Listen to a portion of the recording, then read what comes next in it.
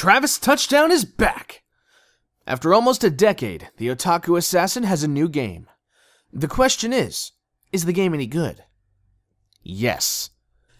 Travis Strikes Again No More Heroes is a good game. It's a good game that has a lot of really fun things going for it.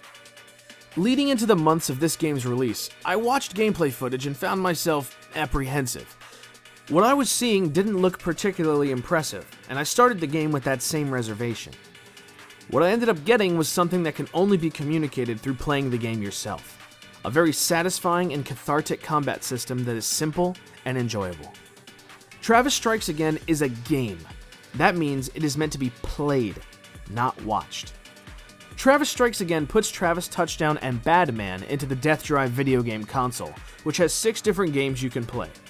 Each of these games pays homage to different genres of video game, both in presentation and design, but ultimately maintains the same core gameplay of slicing up enemies everywhere you go.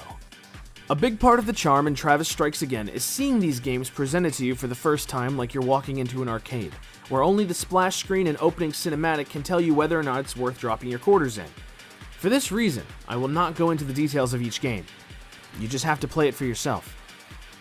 With that said, some of these games are better in theory than execution, and some levels can be a bit lengthy at times.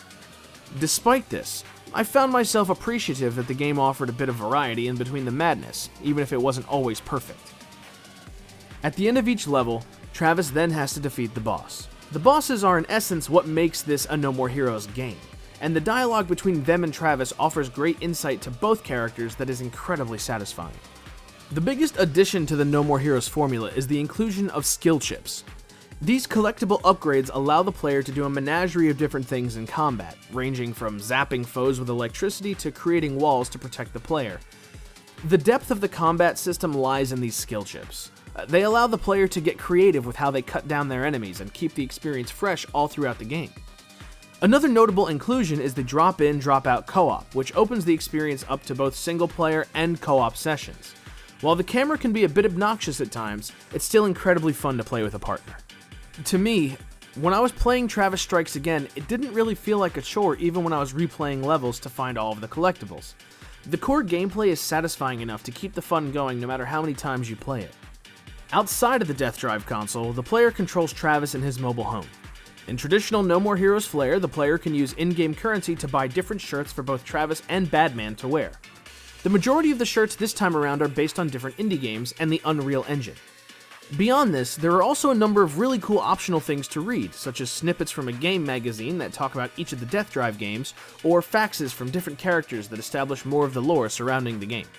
Between each game is a visual novel scenario titled Travis Strikes Back, where we see how Travis gets his hands on the different games for the console.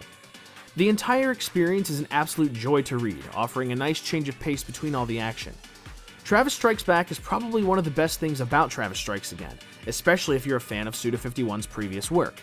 Coupled with the dialogue between Travis and NPCs in the game, the writing is arguably one of the greatest strengths of this title. To sum things up, Travis Strikes Again is a game that is worth experiencing. Its narrative may be a bit outlandish for the average player, especially those who've never played a game by Grasshopper Manufacture, but the gameplay is satisfying. It has many good ideas, and while they're not all perfectly implemented, those that fall short can be forgiven. It's an inexpensive meal with several unexpected ingredients that, to your surprise, taste pretty good together.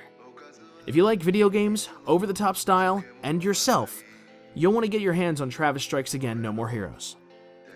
8 out of 10. ごちそうさまでした。